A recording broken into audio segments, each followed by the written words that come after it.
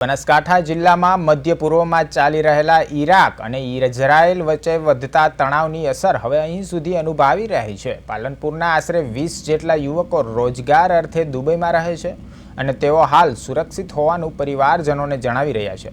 છતાં અહીં તેમના પરિવારોમાં ભારે ચિંતા છવાઈ ગઈ છે। એરબેઝ બંધ હોવાના કારણે તેઓ તાત્કાલિક વતન ફરી શકતા નથી। परिवारनो दर कलाके वीडियो कॉल करीने समाचारों लई रह्या छे, ज्यारे टीवी सामे बेसीने युद्धना दृश्यो जोता माता पिता भावुक बनी जाय छे। दुबई आसपासमां क्यारेक आकाशमां हवाई हुमलाना अवाज संभळाता होवानी चर्चाओथी गभराट फैलायो छे।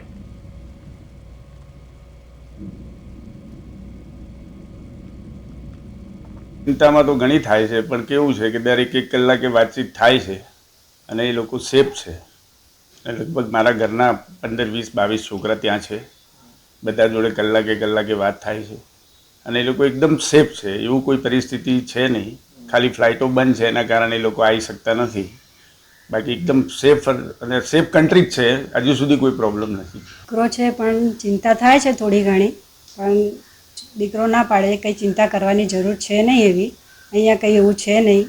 मॉल बोल बधुं चालू छे, फ्लाइटो बंध छे अत्यारे અને 2 દિવસ ધંધાનું બંધ છે અમારે, એટલે કોઈ એવી તમે ચિંતા કરશો નહીં। જે કંઈ પણ થાય છે બધું ઉપર લેવલે થાય છે, એટલે વાંધો આવે એવું છે નહીં અહીંયા।